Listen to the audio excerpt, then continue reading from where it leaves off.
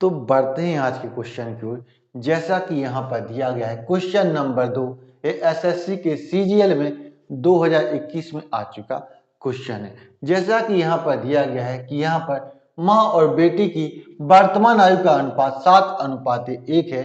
5 वर्ष के बाद यह अनुपात 4:1 हो जाएगा।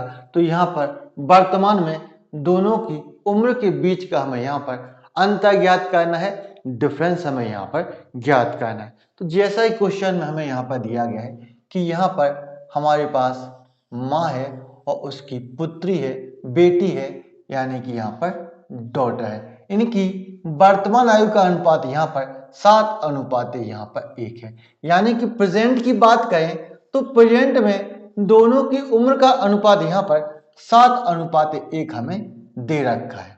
और क्वेश्चन में बोला जा रहा है कि 5 साल के बाद यह अनुपात 4:1 का हो जाता है। तो यहाँ पर प्रेजेंट से 5 साल आगे की बात चल रही है कि 5 साल के बाद इनके बीच अनुपात 4:1 यहाँ पर हो जाता है।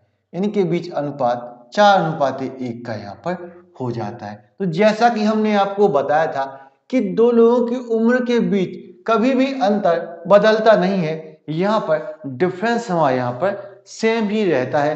तो यहाँ पर दोनों की उम्र के बीच का यहाँ पर हम डिफरेंस देख लेते हैं। तो 7 और 1 के बीच में यहाँ पर कितने का डिफरेंस है? तो यहाँ पर 6 का डिफरेंस है। कितने का डिफरेंस है? यहाँ पर 6 का डिफरेंस है। इसी प्रकार 4 और 1 के बीच में यहाँ पर कितने का डिफरेंस है, कितने का अंतर है? तो यहाँ पर 3 का डिफरेंस है। अब यहाँ पर डिफरेंस बराबर नहीं है। यदि यहाँ पर डिफरेंस बराबर नहीं है तो डिफरेंस को हमें यहाँ पर बराबर करना होगा।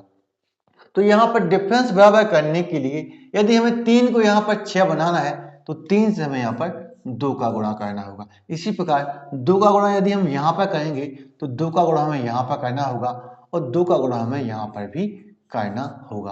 अब ये पहले 1 यूनिट था, अब ये पहले 1 यूनिट था, 1 यूनिट से बढ़कर यहाँ पर ये 2 यूनिट हो जाता है। यानी कि यहाँ पर 1 यूनिट से 2 यूनिट होने में इसने अपने में कितने यूनिट की वृद्धि की है? तो इसने यहाँ पर 1 यूनिट की वृद्धि की है। कि यहाँ पर इसने अपने में 1 यूनिट की वृद्धि की है। 1 यूनिट की वृद्धि कितने सालों में हुई है? तो 1 यूनिट की वृद्धि यहाँ पर 5 सालों के कारण हुई है। यानी कि यहाँ पर 1 यूनिट 5 साल के बराबर है। 1 यूनिट का मान यहाँ पर 5 साल निकल के आ जाता है।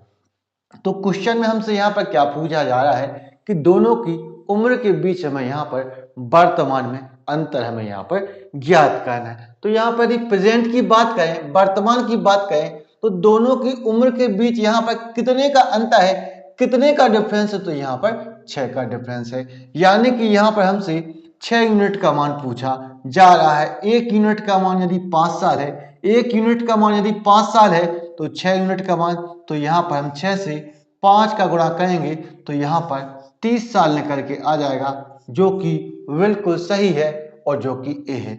आपको यदि यह वीडियो पसंद आया है तो इस वीडियो को लाइक करें, शेयर करें, हमारे चैनल को सब्सक्राइब करें। तो मिलते हैं नेक्स्ट वीडियो में। Thank you for watching.